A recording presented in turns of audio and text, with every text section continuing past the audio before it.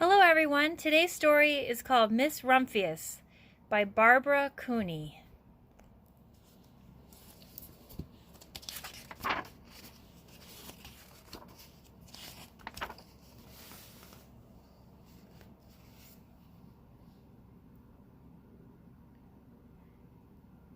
The Lupine Lady lives in a small house overlooking the sea.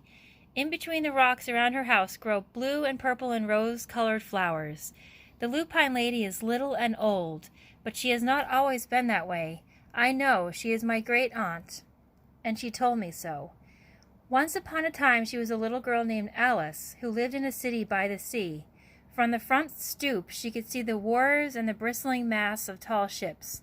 Many years ago her grandfather had come to America on a large sailing ship.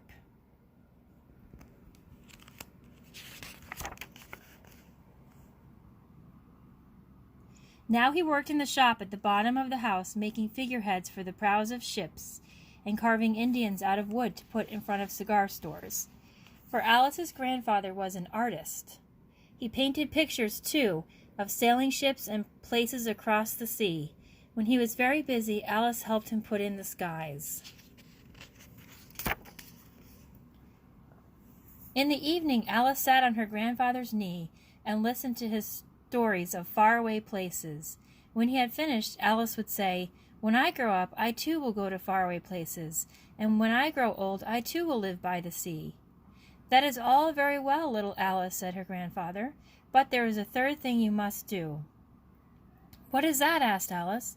"You must do something to make the world more beautiful," said her grandfather. "All right," said Alice, but she did not know what that could be.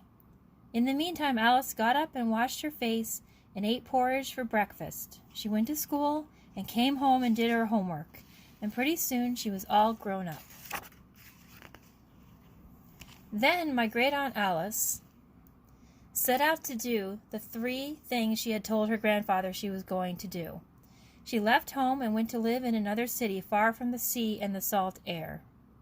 There she worked in a library, dusting books and keeping them from getting mixed up, and helping people find the ones they wanted. Some of the books told her about faraway places. People called her Miss Rumphius now. Sometimes she went to the conservatory in the middle of the park. When she stepped inside on a wintry day, the warm, moist air wrapped itself around her, and the sweet smell of jasmine filled her nose. "This is almost like a tropical isle," said Miss Rumphius, "but not quite."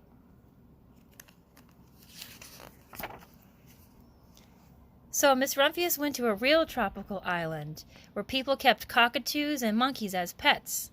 She walked along long beaches, picking up beautiful shells. One day she met the Bapa Raja, king of a fishing village. "You must be tired," he said. "Come into my house and rest." So Miss Rumphius went in and met the Bapa Raja's wife. The Bapa Raja himself fetched a green coconut and cut a slice off the top so that Miss Rumphius could drink the coconut water inside. Before she left, the Bapa Raja gave her a beautiful mother-of-pearl shell on which he had painted a bird of paradise and the words, "You will always remain in my heart." "You will always remain in mine too," said Miss Rumphius.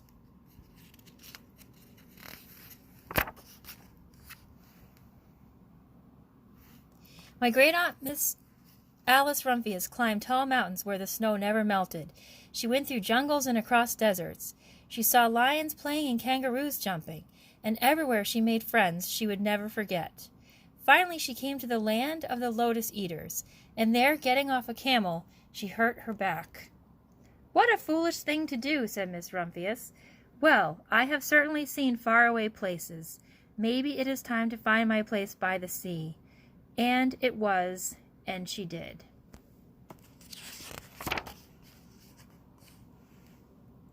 From the porch of her new house, Miss Rumphius watched the sun come up. She watched it cross the heavens and sparkle on the water, and she saw it set in glory in the evening. She started a little garden among the rocks that surrounded her house, and she planted a few flower seeds in the stony ground. Miss Rumphius was almost perfectly happy. "But there is still one more thing I have to do," she said. "I have to do something to make the world more beautiful." "But what? The world is already pretty nice," she thought, looking out over the ocean.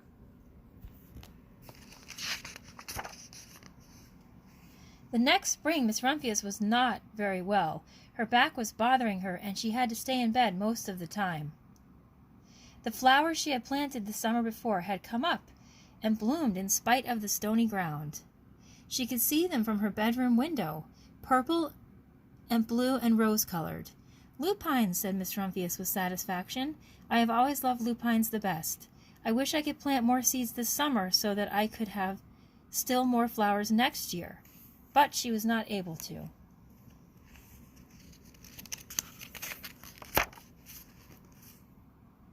After a hard winter, spring came. Miss Rumphius was feeling much better. Now she could take walks again. One afternoon she started to go up and over the hill where she had not been in a long time. "I don't believe my eyes," she cried when she got to the top, for there on the other side of the hill was a large patch of blue and purple and rose-colored lupines. "It was the wind," she said as she knelt in delight. "It was the wind that brought the seeds from my garden here, and the birds must have helped." Then Miss Rumphius had a wonderful idea.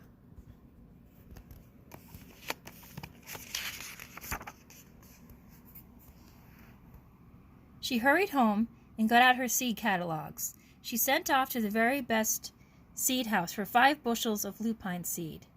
All that summer Miss Rumphius, her pockets full of seeds, wandered over fields and headlands, sowing lupines.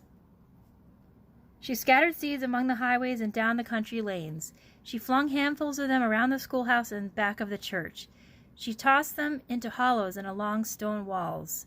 Her back didn't hurt her any more at all. Now some people called her that crazy old lady.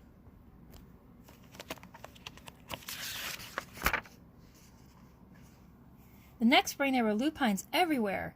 Fields and hillsides were covered with the blue and purple and rose-colored flowers. They bloomed along the highways and down the lanes. Bright patches lay around the schoolhouse and back of the church. Down in the hollows and along the stone walls grew the beautiful flowers. Miss Rumphius had done the third, the most difficult thing of all.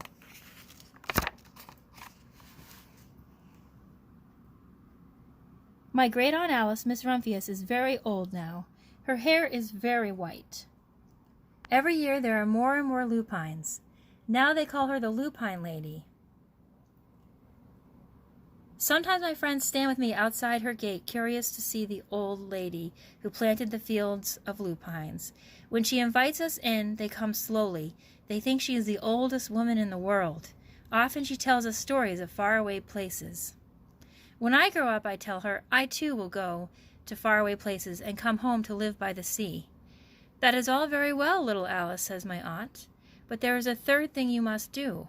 "What is that?" I ask. "You must do something to make the world more beautiful." "All right," I say.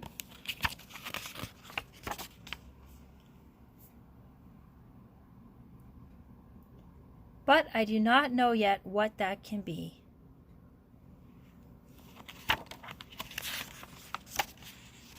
Thank you so much for listening to this story. I hope you enjoyed it. Stay tuned for the next one. Thank you so much and subscribe.